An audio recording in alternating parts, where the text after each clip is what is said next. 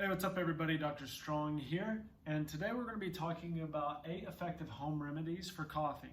So we've had a lot of people coming in the clinic that have had a little bit of irritation, they've had allergies since we're transitioning into spring, and I wanted to make a quick video for all my viewers just so that you could do some at-home remedies to get rid of this and explain the purposes behind each of the remedies. So the first one that we have today is honey and lemon. Now, honey and lemon, honey in particular is antibacterial. So it can, if you're having a lot of mucus, a lot of drainage, if it's due to a bacterial infection, then what will happen is honey can actually kill the bad bacteria and it can soothe your throat. So if you have that itchy, coughy, scratchy throat, honey can be very soothing for that. And then we can also put some lemon in some warm water to dissolve it, about a teaspoon of honey and a teaspoon of lemon juice, freshly squeezed. I don't recommend that you get anything store-bought, but get a lemon and just squeeze it. And this has a lot of vitamin C in it. And vitamin C helps boost the immune system. It's also anti-inflammatory. So if you have any inflammation in that respiratory tract, 1, the honey will soothe it, and 2, lemon will help reduce the inflammation. Now, what I recommend is you do this at least twice a day, so once in the morning and once in the afternoon. That's usually the best times to do it, especially before you go to bed. And then the next one that we have is ginger tea. Ginger tea in particular can help inflammation in the respiratory tract. So there are lots of brands out there for ginger tea. You can go to Publix or Walmart and find almost anything. Make sure that it doesn't have a bunch of additives in it. Make sure that it's something that's fairly clean, just ginger, some hot water, and that will have the greatest effect. But ginger, there's a lot of studies about ginger and just the anti-inflammatory properties that it has, and it can help particularly with that respiratory tract. Now, garlic, this is one of my favorite ones. So I actually take a teaspoon of garlic in the morning and at night because it's antibacterial, antiviral, and it's shown to help with cancers. It's shown to help with chronic inflammation, with gut issues. Now, if we're doing any type of gut protocol, garlic is typically one of the supplements that we use in high doses because it has such good antiviral and antibacterial properties. A lot of the times we don't transition into antibiotics because that, as many of you may know, will kill off the good gut microbiome, and that can cause a bunch of issues. That can make you more susceptible to SIBO, that can make you more susceptible to dysbiosis later on if you're using antibiotics. Now, if you've been on antibiotics, then what I recommend is that you do garlic at least twice a day. Now, you can actually mix garlic with honey and make almost like a little antibacterial, antiviral cocktail with that. So just crush up some fresh garlic cloves, mix it in with honey, and then you can either add that into your food, you can add it into yogurt, or you can, that's probably not the best, but the honey will kind of help with that. But you can do that if you really want to get a powerful stimulant for the antibacterial. Now, if it's green mucus, that usually means bacterial. If it's clear mucus, if you've got a lot of clear mucus, that can indicate viral. So depending on what color your mucus is, you can use something that's highly antibacterial, or if it's clear, something antiviral. So we can determine which one of those that we use. I have a video that talks about how to differentiate the differences between coughs, between mucus, what color the mucus is and what symptoms you're having, and what supplements or foods you can use. So go check out my channel. You can check out that video and it'll go into more detail and help explain. Now, steam inhale. So what you're gonna do, basically this just helps open up the capillaries and the blood vessels in the respiratory tract and the lymph drainage. So you're getting all of that mucus and you're getting all of that inflammation out, plus you're bringing more blood flow to the lungs and to the respiratory tract so that it can push out all of the toxins that you might be have inhaled or being exposed to.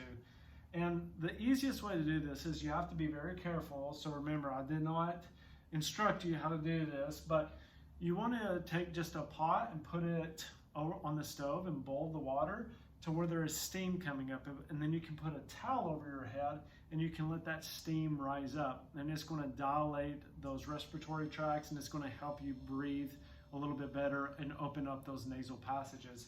So using a steam kind of like inhale with the pot on the stove is a good way. There are other devices that produce steam that you can use as well. They're found on Amazon, I'm sure. But the easiest way, if you don't have those devices and you don't want to wait, is just to do it at home. Next is a saltwater gargle. So taking salt water, mixing a teaspoon of salt in about 8 ounces, swirling that around, putting it in your mouth and gargling for as long as you can, at least 3 to 4 times, and then doing that twice a day. It will really help break up the mucus. I remember I had a sore throat not too long ago, and I did this 2 to 3 times a day, and it really helped. At least it gave me some relief in the short term, but I had a really bad bacterial infection. I'm pretty sure that I had strep, but using that gave me some relief, and then I used some honey, and then I started taking garlic as well, just to get ahead and try to kill off that bacteria that was causing that inflammation in my throat.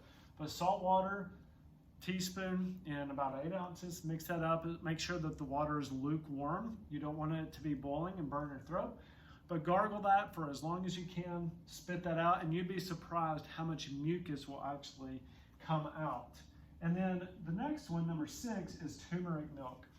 There are blends that you can find at your health food stores where they already have it made up for you, so you don't have to, put almond milk or cashew milk or anything like that that's already pre-made, or they have teas that are like a turmeric, a golden milk tea or something like that.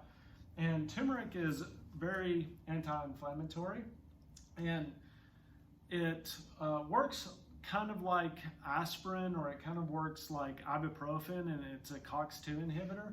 So it will actually reduce the inflammation and reduce pain sensations. And with an inflamed respiratory tract, that can really help out just for some temporary relief. Next is pineapple juice.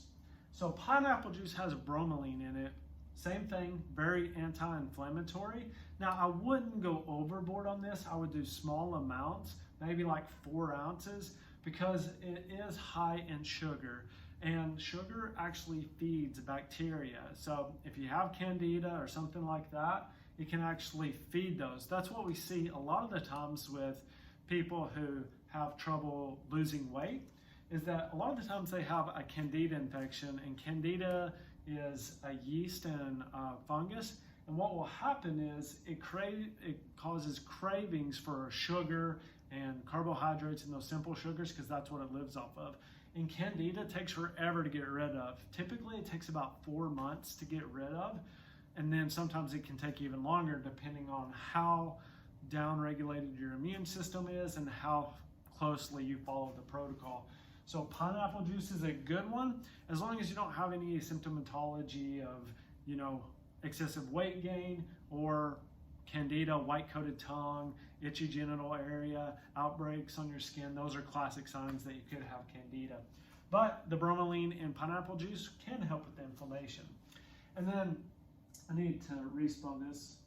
It's a humidifier. So I'm sure most people are familiar with these, but humidifiers, putting those in your rooms, especially at night, if you're a nasal or if you're a mouth breather, that will really dry out that respiratory tract if you're breathing through your mouth. I know I have trouble with this sometimes, and so what I have to do sometimes is wear a nose clamp so that I have to wear like a mouth guard so that I will keep my mouth shut, and then I'll inhale through my nasal passages, because you'll actually not dry out your respiratory tract if you breathe through your nose. So the humidifier can be really good. Now you can also put essential oils in the humidifier, so you can use like peppermint or lavender or something that you find soothing, and that can actually help open up and dilate the respiratory tract as well. You can also use essential oils with the steam intake too. So if you have essential oils at home,